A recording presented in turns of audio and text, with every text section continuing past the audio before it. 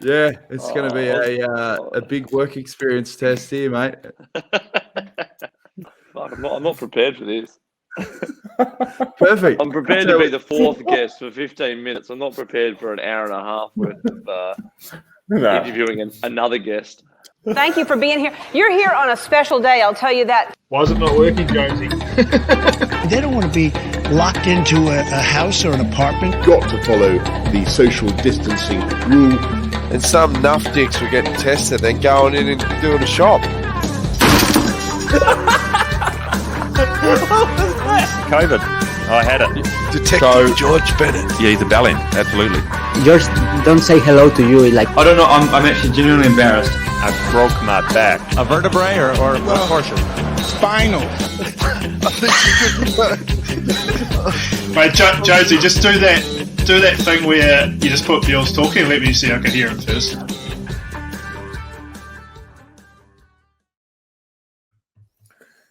G'day guys, we're back. The Social Distance Podcast is back. It's been a long time. I've had a fucking shocking start. I spilled coffee on my keypad just then while the intro was playing. And we got Durbo here for a little bit to have a yarn to us because fucking George has got Wi-Fi problems and he won't be back until February. Jones, you want to explain that situation? I don't know if it's Wi-Fi problems. I think you tried to cover that one up. I mean, they do have Wi-Fi in New Zealand. I wouldn't let him off the hook that easy. I think he's just weak as piss. So he's off the grid now until February. Yeah, mate. He's bailed. He's just pulled the ripcord and he's coming from 35,000 feet. So that parachute's he's just floating down. He's come back. And he's out until he's back in Europe. He reckons. I don't know about you boys, but I think 2021's got a real pong about it. I mean, not for you, Durbo. You've started with a bit of a bang, but what do you think? I'm trying to stay positive vibes here, Jonesy. So don't bring me down yet. I get back to Europe on the 9th of February, so let me just start me from then. Yeah. But what do you reckon, Bills? We called this in September. Like we said, the hashtag, 2022. And you think of everything that's happened in this year they called January. It's just been, news story after news story.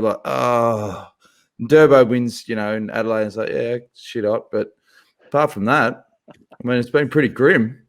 Well, that one case in New Zealand must have been George. Yeah. That's why he's not here. He's the one case. Poor guy's got COVID. Yeah, but he wants to be isolated. He wants to be locked down. I reckon he'd be putting his hand up going, there's one case in New Z. That's it. We're locking it down. Going into the hotel again. And it happened at the opposite end of the country to where George lives, but he'll be on a plane flying north to Whangarei to lick door handles for sure. No doubt about it. We got Durbo. So the story is that George is actually pretty busy. I do understand George's predicament. I've been to New Zealand before for the summer. And like Durbo, he's made an effort. Durbo's made an effort to be here, but it's Australia Day in Australia. He's got a busy day. He's just come back from Tour Down Under or the Santos Festival of Cycling, which he won. But he's made a bloody effort to be here today. And George won't be here until he's back in Europe because he is busy, to be fair. But anyway, Durbs, we got Durbs to have a yarn today. So, mate, first question is, you won the Santos Festival of Cycling. Do you still get your name on the stairs, the Hilton?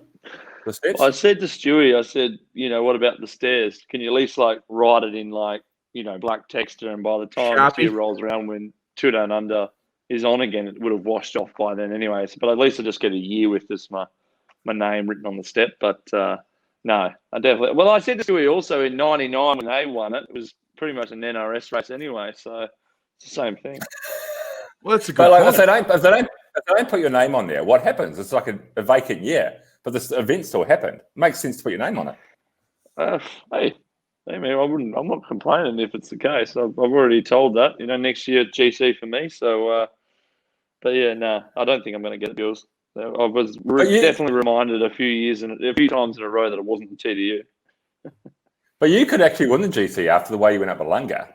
You went up there. What were you the 15th fastest in history or something? And Richie can. Yeah. I mean, Richie takes time out of here, 8 seconds or whatever, and that's normally enough, I suppose, to win Down Under. But with all the time bonuses, I mean, I don't know. Can you sprint that good?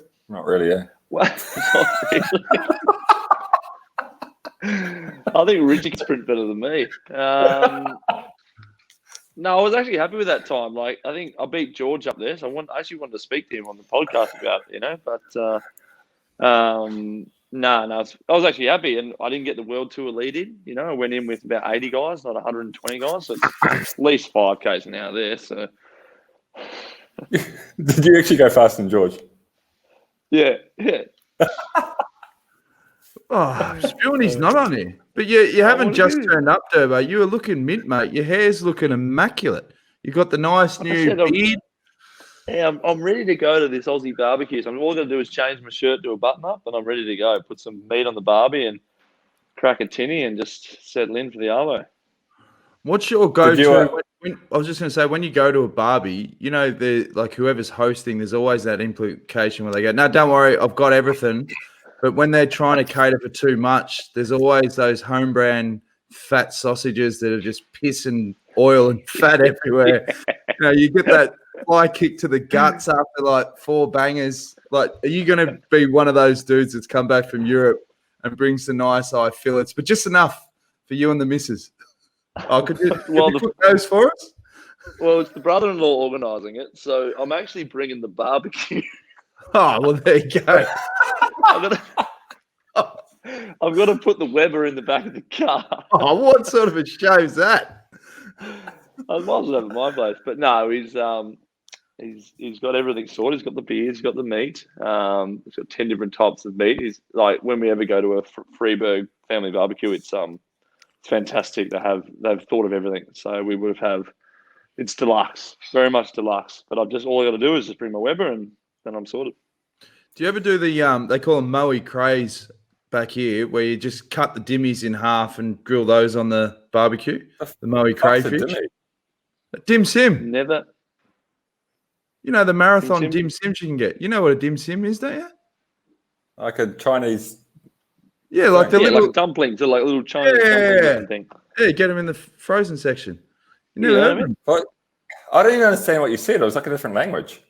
What did you say? It's like you fry them on the barbecue. I've never had it, Jonesy, but it sounds delightful. So they call them Moe Crays because Moe in Gippsland is a bit like Sale, some rough units down there. So they call them Moe's crayfish. Moe Crays. And they've got it's a dim sim. They're like 20 cents a dimmy. And you grill those poor man's crayfish, more or less. Poor man's crayfish, yeah. A dim sum it's all combination. It's crab, it's prawn, it's you don't know what's in it. Yeah, it's all mashed. Yeah. But yeah, Moe Crays. I love them. It's like a gyoza or whatever they're called from Japan. Yeah, that's exactly like a gyoza. What's your go-to Barbie, Bills? It's good to have Durbo on here and talk about Barbie meat. He just won the down under. Well, as he said, he can't even get his name on the bloody steps. Oh, no. Yeah, true. It was easy. Like I said, I got 2 minutes gap. 4 minutes gap by the first day, so I didn't have to do much. I just progressively lost time all week. Yeah, was it a hollow victory, knowing how easy it was? I just once I had that much gap, I could just give away time. You want some time? You can have some time. I get some time. Yeah. I got a question. I got a question for you, Durbs. I want to ask that I've been. A lot of people have been wondering. Like, what's the go with the salt?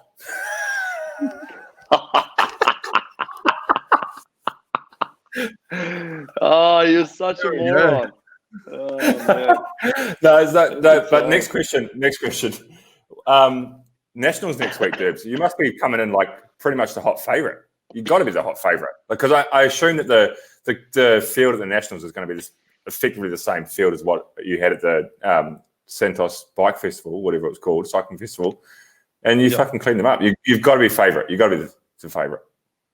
Yeah, I mean, I hope so. I'm feeling really good. Last week went probably better than I expected. I've been training well, but I didn't really expect to sort of have those sort of legs. But I think I normally go better after my first race. So I normally do the Bay Crits before the Nationals. So actually having this race, I think, has been really good to get myself prepared for the Nationals. The only thing I will say about the Nationals, it's actually just going to be a bit of a slugfest because normally we have like quite a, maybe 30 guys in the top end. But I reckon there's sort of going to be about half that, about 15. So the race could pretty much explode after 3 laps, and then it could just be sort of 15 guys slowing it out for about 8 laps. So, yeah, I actually hope it's really, really warm. Like, I'm not normally good in the heat, but Perth had such a hot summer versus Victoria. I think that's what helped me last week, because I've been riding around in 40-plus degree days pretty much most days, and Victoria had quite a cold summer.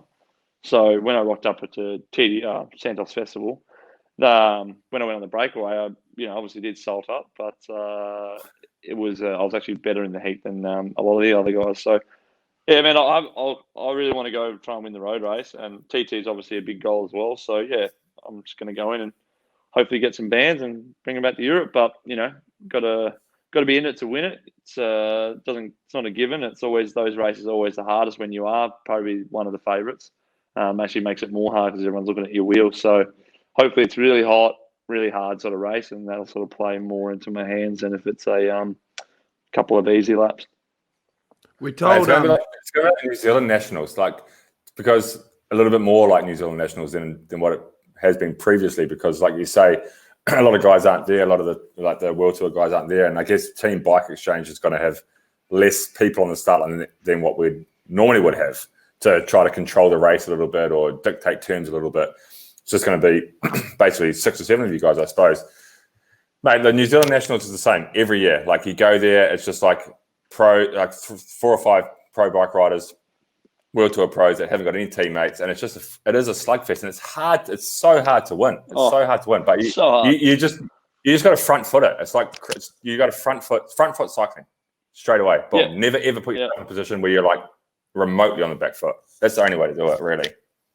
That's sort of what my plan was. Stage 1 at the thing was just like, well, I actually got dropped in the intermediate sprint. So just going back to my poor sprint ability. So I was in a break of 20, and I thought I'll line up a few seconds here, and get 3 seconds here. It'll be good. So I lined up this sprint and got dropped by 200 or 300 meters, and so 4 guys were in front of me.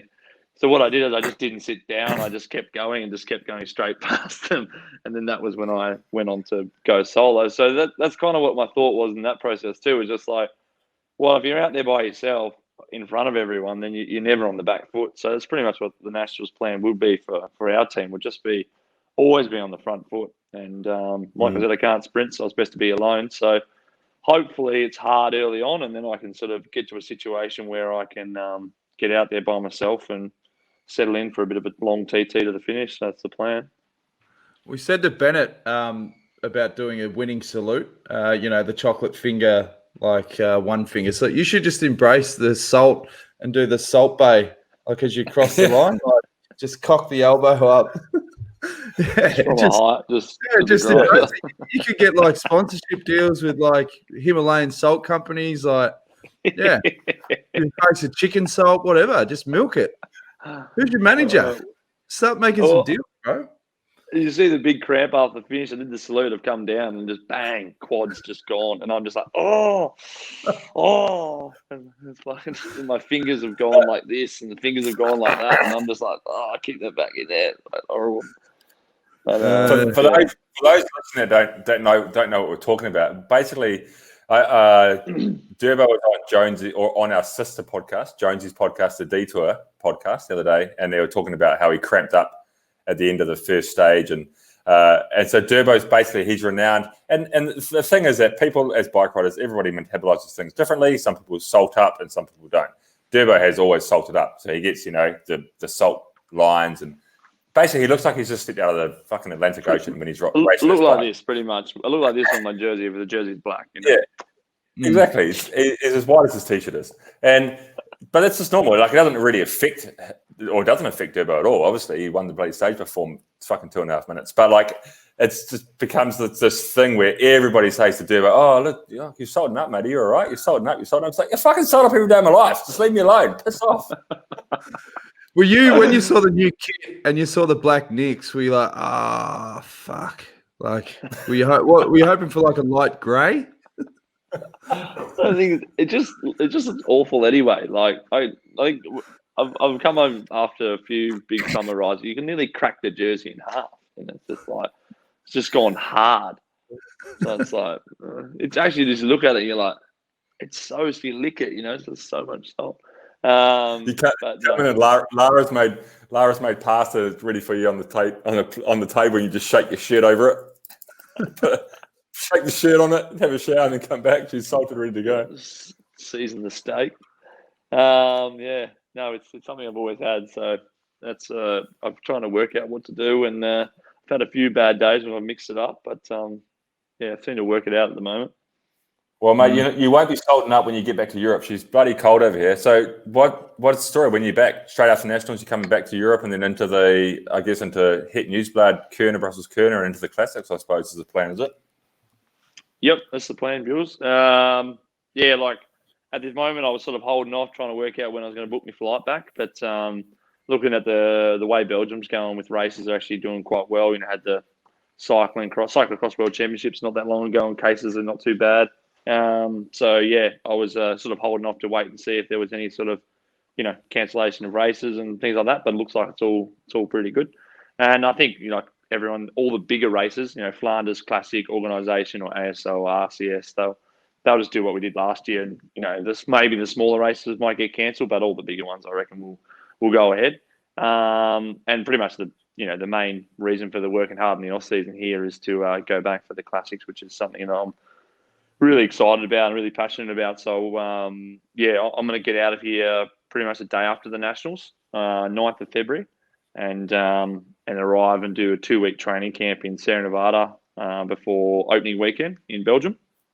And then, then you sort of pretty much hop straight into it. You go Paris-Nice to San Remo to E3, Flanders, Roubaix. So it's pretty jam-packed March, April for me. And then I get a little bit of a break in May. So, yeah, I'm looking forward to getting back now and getting back. I mean, obviously, 40 degrees is not great prep for races that you could potentially do in the snow. So I guess I better get back for a couple of weeks of freezing cold weather to get that brown fat going, hey, Bewl? Yeah, that's it, mate. You got to get in those cold baths. Look, I agree with you. Like, I mean, there's definitely races under threat at the moment over here. I suppose, like, being here in Spain, it's like, it's not good here. It's not good here. But, and probably at the moment, the better part of the February races in Spain have been postponed. And I think Tour of Valencia is still hanging on at the moment, but I don't know what's going to happen there. I mean, it's pretty bad. Valencia is the worst hit region in Spain at the moment in this third wave. Yeah, so wow. I don't know whether or not it's going to happen, but at the moment it's still on.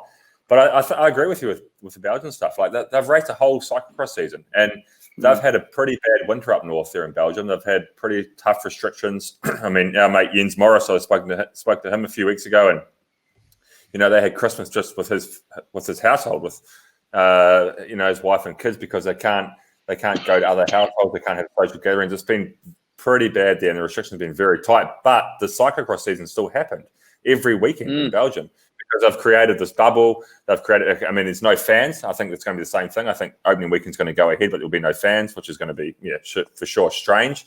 Probably the same for the Tour of Flanders, E3, all those classics. You're used to having, 500,000 people on the side of the roads, and there'll probably be nobody. But the races are going to happen. So I think you're obviously going to make the right decision by coming back over here, doing your training camp, and getting stuck into the classic seasons, because it will be on, and from what I think, and I'm no fucking expert. But anyway, I think it will. If anyone got to put a bike race on, it's going to be the Belgians. I totally agree with you. So, Durbo, what's the big race that is like, the dream victory scenario? Has that always been Paris-Roubaix? It's I can't decide, Jonesy, between Flanders and Roubaix. Like, I mean, I would say Bewl is probably one of Mavis' favourite races. Flanders also. It's we do a lot of races up in Flanders, and they're all very similar to I guess Tour of Flanders, and it just sort of builds and builds and builds and builds, and it's just it's just that sort of pinnacle at the end of all those races, and it just goes another level of grandness. So I really can't decide.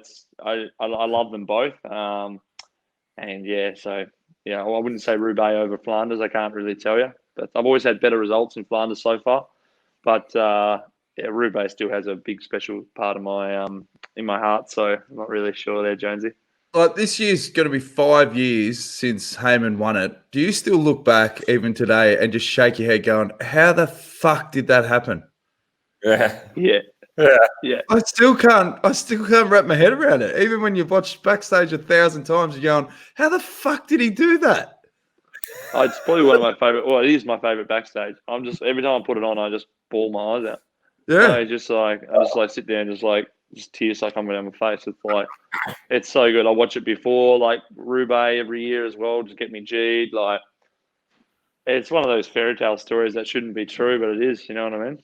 The best was that day was like it was such a day of mixed emotions for us. Like we all three of us were there, and like Hayman fucking won Roubaix, like unbelievable. After 17 attempts or whatever it was at that point, he won Roubaix. He beat Boonen, who was going for the record, but also like in a sprint, not even breakaway. Like in a sprint, yeah. He lined up Boonen, who won the fucking green jeans at Tour de France. He's going to break the record. Going to break the record. But then at the same time, like I could make Mitch had that massive crash in Arenberg, and like it was a real day of like emotion. Like fuck, we're all up and about because Hamish just bloody won Roubaix. But at the same time, we're all so worried about Mitch because we didn't have any news and we'd only heard bad reports that there was a lot of blood on his face and all that stuff. And like it was a gnarly crash. It was just one of those days that everyone was a bit like, what the fuck do we do? Like we didn't. I woke up this morning and had porridge and eggs on toast like every other morning. I didn't expect this to happen. I remember we were all having beers that night. Hey, remember we were all just sitting around like it wasn't a huge party. We just sort of sat there. We were just like, wow, like it was just too much. It was just too much. Yeah, and it was the first year. It was the first year that the team had actually stayed on until the Monday after Roubaix. Normally we were on the plane flying home. But Durbo, you sort of were like, you broached the subject. I think you and Mitch were like, hey guys, it's the end of the Classics campaign.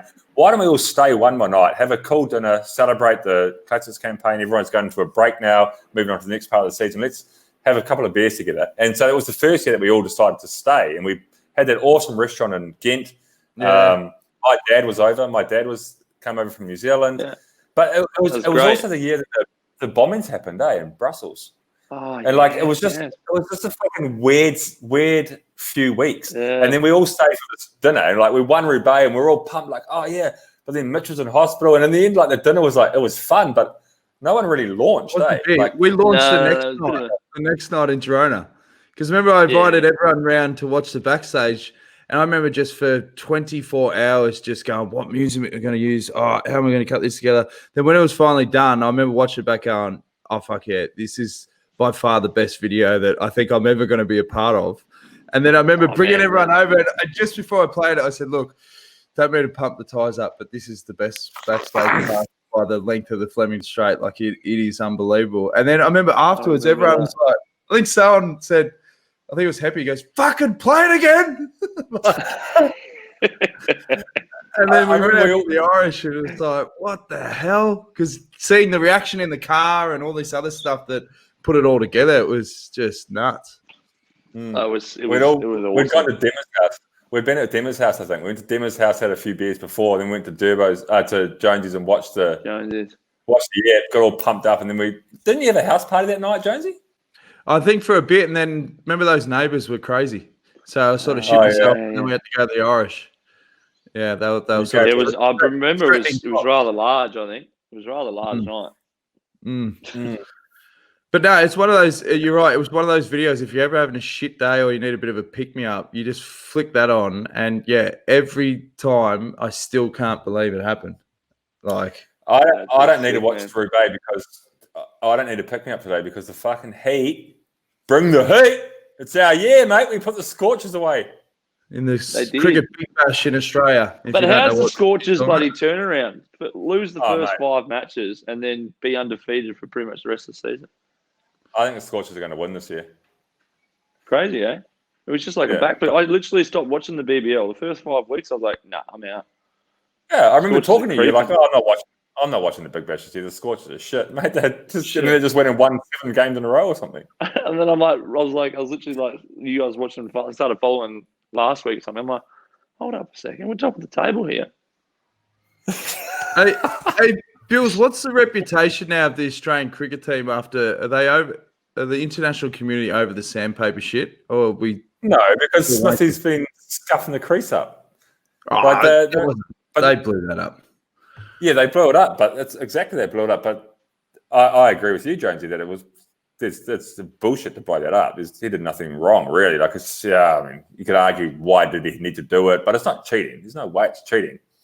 But that's the situation with the Australian cricket team. Like to answer your question, they haven't bounced back from it. No, they haven't, because why would they have brought that up otherwise? Yeah, but like you look at New Zealand, you had Chris Cairns, he was fixing games, and we moved on from that. Boys, I'd like to say and talk about cricket. I've actually got to go. He didn't fix games. All right, you got to go. Thanks. All right, Go and enjoy. I'm going to go. All right, mate. Well, enjoy. I actually would just love to talk about cricket because I've actually got Lara into it. So it's just like we're big time cricket fans, but I got to go. Yeah, fair enough, mate. Right. I'll see you in a few weeks. See you, boys. Good to talk to you. See you, mate. Thanks for coming on. Luke Durbridge. Luke Durbridge, yeah. What I reckon he's front runner at this stage as the third host because obviously we're running two host show at the moment. George is going to be back. I think George will be back. He'll be back in a couple of weeks. But we need to have a. Do you think George has done a bit of a dueling and said like I don't want to do it anymore? Like he might not come back. The risk is always there. Like he's going to see the freedom of not doing a show. Like the thing with George is he won't even probably know the show happened. He's not going to listen to it. He's not going to watch it. So he's not going to be able to. He's not going to put himself in a position where he's going to potentially miss it. Because if he watched it, he'd be like, "Oh, fuck the boys, they had a good time. They had Durbo on. They had a bit of a laugh, talking about the cricket. George loves the cricket." And he'll be like, "Oh shit, I better get back." But he's not going to watch it. He's not going to listen to it. So who knows? Who knows what emotions will be running through his brain? Oh well, just got to soldier on, mate. And who we're going to get on next week? Then we'll just mix it up. We've got a good guest next week. Good guest next. I've lined it up. Confirmed. Pretty much, I'd say it's confirmed as anything gets on this show. Yeah. So 50-50. Hey, give us an update on your wrist. How's that going? It's all right. Still on the cast. I'm getting the cast off on Wednesday. So it's 8 weeks now. 8 weeks since the surgery. So the arm's been sort of locked away for quite a while now. But like I was supposed to I thought that I was going to get the cast off.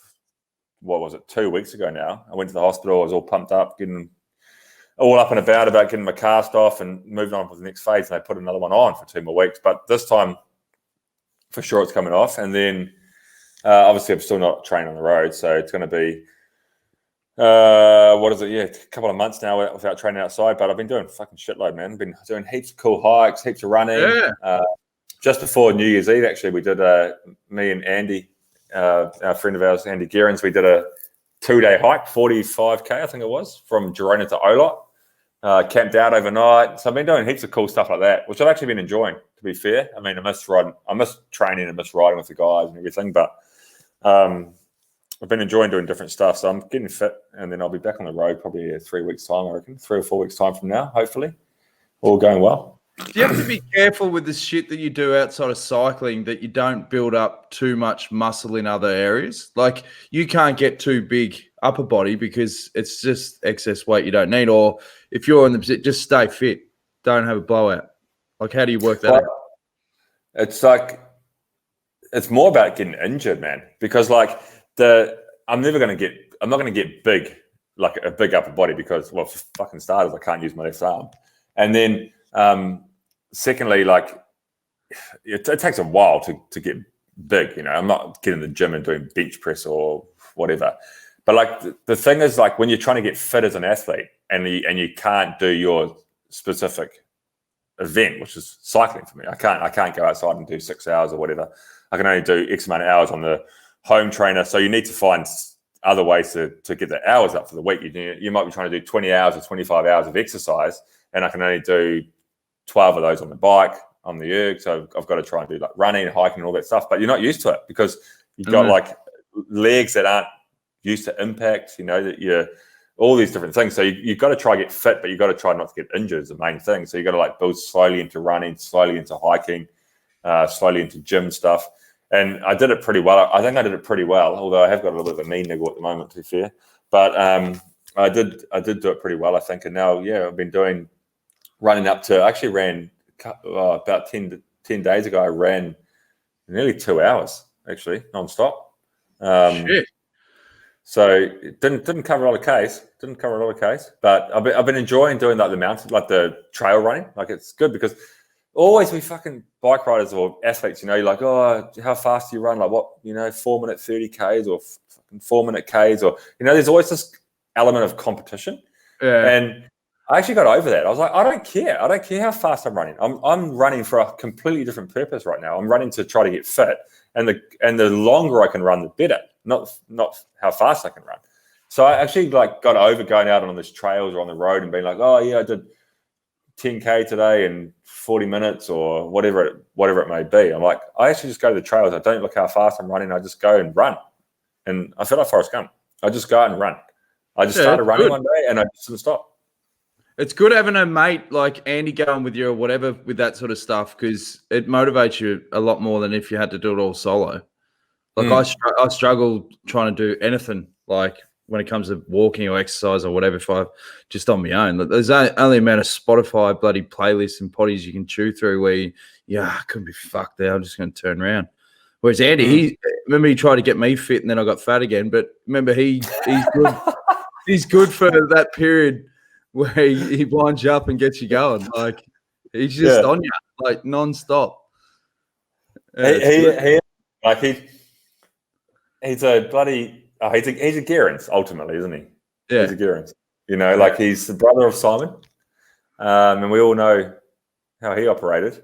It's like fucking all in. It's it's like if they've got a goal, they're going to achieve it basically. And Andy's the same. And I don't know. I haven't entirely worked out what Andy's goal is with me, whether it's to get me fit or whether it's to get himself fit. But either way, it's working out pretty well. And the thing is with Andy, he is fit. Like, you'd have him on the bike because you're a professional bike rider. But like ultimately when you get in the gym or you go for a trail run or you go for a hike, he's better than me. He is. He's just stronger. He's done it more. Spent his whole life, doing that sort of stuff. He's been to bloody Nepal and climbed mountains and done all this crap. So like he actually pushes me. Like it'll never get to the point where it's like, all right, I need someone else to train with because I'm too fit or I'm too much better than Andy. It will never ever get to that point. I'll always be behind him. So he's actually the perfect guy to train with during this period. It's been bloody good, I reckon. Yeah, he's a good bloke. Like you can bounce shit off when you go on hikes or walks or whatever. Be nothing worse than going on those 2-hour hikes or whatever, and you're doing it with a real cool drink of water. That'd be shit. Yeah, and he's obviously like a mate of ours, but he's a team osteopath as well. And so the team camp, we were like going out, and we just had a team camp down in Spain and south of Spain, and we got back a couple of days ago, and the boys were doing some big hours on the bike, and obviously I couldn't train on the road, so I was doing a lot of basically working one-on-one with Andy every morning. We were meeting at 8 o'clock in the morning or 7:45, going to the gym or going for a run or going for a hike. And, we were like, it was good. It was quite good because we kind of always worked it to like, oh, what time are the boys leaving? And they're always leaving like 9 or something like that, So we'd always go for a run or go for a gym and make sure we came back like via the way they were rolling out, like to get the honk of approval from the directors in the car behind, like, hey boys, we just done our session. But no, it was good. It was actually good. Yeah, bloody good. Do you reckon the day, like those camps did you ever go to those ones in South Africa, like 2015, 2016? Oh, I went to the second one, 2016. Mate, they were awesome. Like being on a group camp, bonding, you're in different country, you get in different culture and all that, but they also cost money. And the problem with obviously COVID is there's no expenditure. Everything gets triple checked. Like, is there part of you that's worried going, fuck, maybe those glory days where teams could really just splash the cash are gone, with things like that? I don't know. Like, well, I guess the first thing is like, you'd take the risk, eh? Like, I don't know, bro. Fuck fun. What? This is Talking Business with the Social Business Podcast. I think I was watching like a Larry King YouTube rabbit hole before going, he asked some good questions. I'm going. The brain just goes, why don't I start talking to Bills about the economics of training camps? Fuck was I thinking? I mean, I just had too long away from the potty, mate. Too long away from the potty. I don't know what fucking show I'm on it anymore. It's talking business. What is it? It's going to be a real litmus test for the show without George. Like to see whether people enjoy the show more or considerably less. I feel like every time that we click record, it could be the last one. Like when your brain was answering, you're going, oh yeah, I'll answer that. Then halfway you go, fuck did you ask that for? Like, you gave that look of like, I don't need to answer this shit. What the fuck? What are we doing here? We're lost. We don't have George. We can't. Sorry, folks. We can't stretch this shit out. We're struggling. Come back, George. Come back, George. What are we going to talk about? We're not live anymore. We can't interact. We're on our own. We're like, it's like Jack and Rose on the Titanic on that bit of wood. Yeah. You know?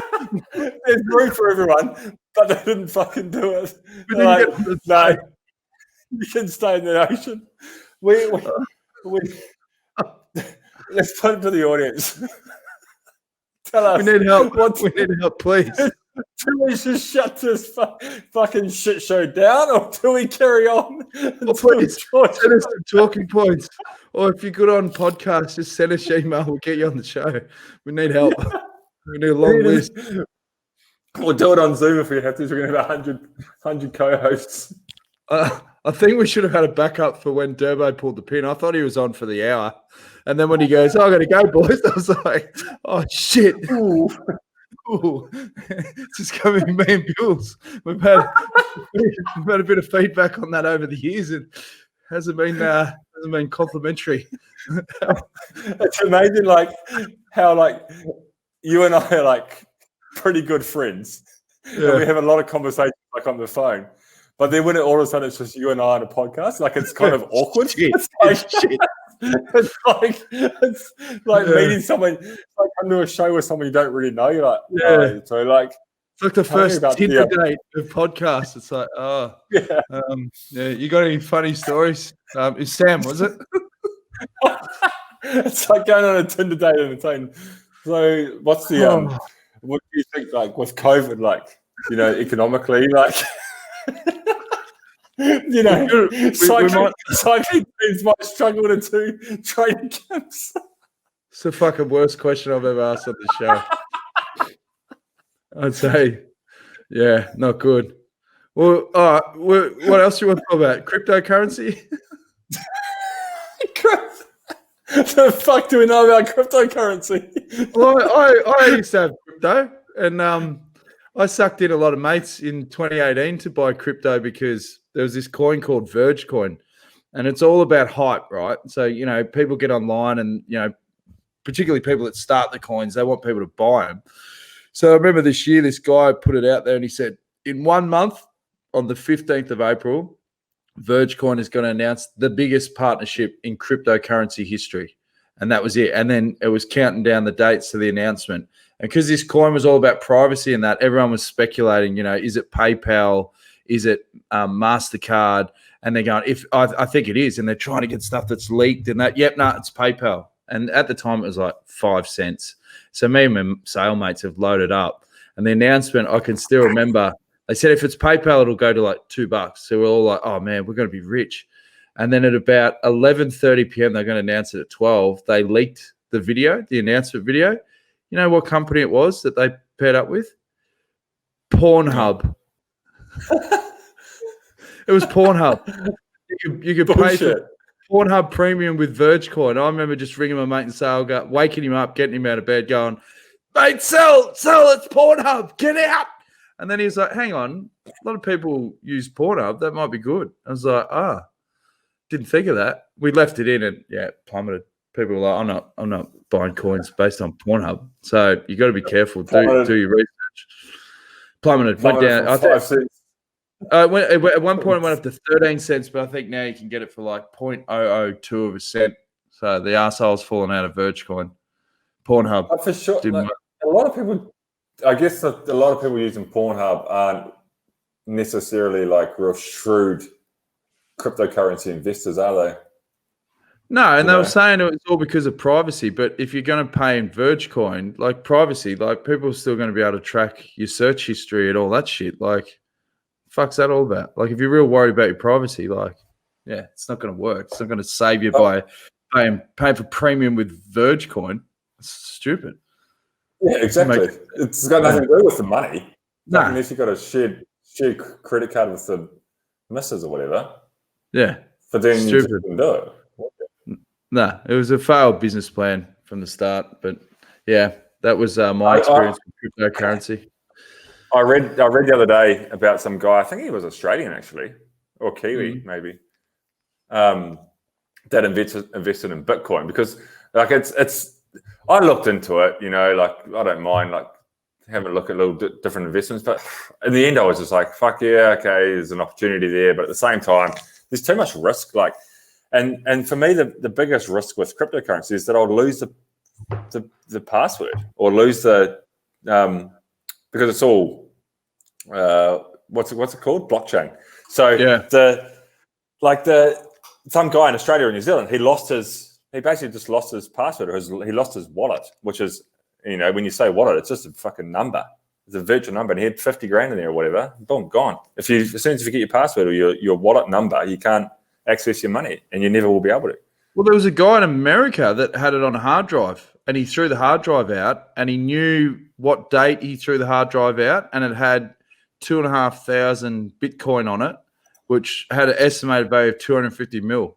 And he tried to say to the local government, hey, I'll cut a deal with you if you dig up all that trash and we find it. I'll give you 25% and I'll get 25% of the company that's excavating, and then I'll pocket whatever.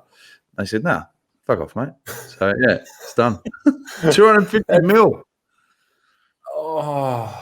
Imagine that. Fuck, that's worse than the guy from the third founder of Apple. So there was Steve Jobs, Wozniacki, and the other guy. So basically, just what he's known as the other guy. And he sold out like in 88 or something, 1988 or 1987. And he sold his share. He owned like 30% of the company or something. And he sold them for fucking $800. Yeah. Imagine it'd be worth how much worth it be now. And the chick who designed the Nike logo got paid $300. Bullshit. Yeah. And I think they settled like 30 years later. I think they slung a couple of mil or whatever. But imagine seeing your design and you got $300 everywhere. The tick. You fucking the most renowned design in the world. Anyway. Bloody hell. What? Do you want to talk? Now we've got that awkward Tinder cold air. This is just sensational podcasting. Do you want to talk about a year or a legend or ballad, or we just wait till that's a three-way conversation? Durbo's going to be the first guest to come on the show and then send a message on a week going, why did that show never air? Yeah. I never saw it. I made an effort to come on and never came out. Wasn't you, Durbs? Yeah, I think maybe we save the year in legend or ballad next week. Do you want to give people an update on where we're at with merch? No. I thought we said we were going to have a run-out sale, Boxing Day. Fuck, the wheels have fallen off. Haven't we got at least a mug online or something? I think there's a mug there, but can you buy a mug? You can buy a mug. Social distance pod. No, social distance pod, isn't it? Yeah. I don't even know what a website is. socialdispod.com. Yeah. I think there's a mug on there. It's not even loading. Oh, there you go. There's the website. socialdispod.com. Go there and subscribe to this fucking terrible show. But you can. We have got some merch coming, but there's a mug on. I think there is a mug literally on our website you can buy. But the problem is, I don't know where the money's going. Have we set that up? No. All right, we'll stay with us, folks. You know what? Next step, we promise one thing. This isn't fake news. It will be better. Always, like anything, Jules. When you have a break, the first one when you come back is always like it's rough. You've lost your touch. But the next step will be better. That's a promise. Yeah, and we're good at over promising on the show. But where the fuck's George? When I can't believe. I mean, he does nothing for the show. Ultimately, behind closed doors. Let's be honest, he doesn't do anything. And fairness to you and I, this merchandise has been coming for half a year now. But we do a little bit more. I did social media and all this rah. George turns up, but I've just realised he offers a lot to the panel. He does. He's an important piece of this puzzle because now I feel like we're a boat, but with like one row. Like you need just go around in circles. Yeah, we're just doing these circle work. And the good thing that we've both got is we've got good self-awareness. Like we know when the show's going shit and the radar is sort of beep for the last 20 minutes. So we need to learn from that, pick ourselves up, send out an SOS to George, and basically he's on or that's it. I think so should we do this? Should we continue the show while George is away, or should we wait until he's back? Maybe people give us feedback. If you want us to end the show, just say that's it. Thanks for your time. Appreciate it. Trying to wrap it up, and we'll end it. Send us a thumbs up or a thumbs down, and then that's it. We'll call it. If there's more thumbs down, that's it. We're done. That's it. This is a defining moment in the show. We've got to just be honest.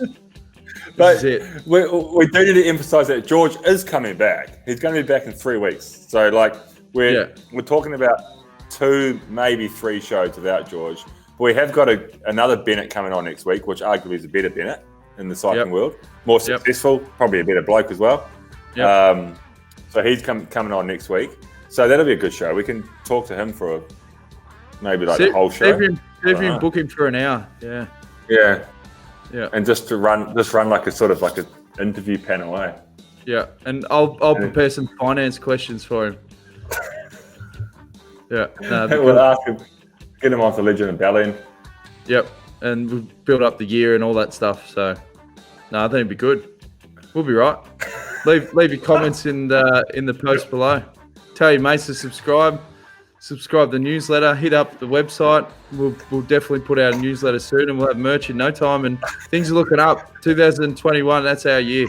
We're back. Make sure you subscribe and tell people to listen to previous shows to get into this show, into the podcast. Don't tell them to come to this one. Yeah. Tell them to send them a good one to get them involved. All right. We'll stick with us, folks. We may or may not see you next week. Thumbs up. And thanks to Witchbox. Oh, yeah. And then Witchbox and Amilla Resorts, Maldives. Sensational sponsors. Thanks. It's a good show. Thanks, guys. Thanks for all your support. Thanks for sticking with us through thick and thin. We wouldn't be here without them. Yep. Is that it, Bills? We done? Signing off. Okay. Take it easy. See ya.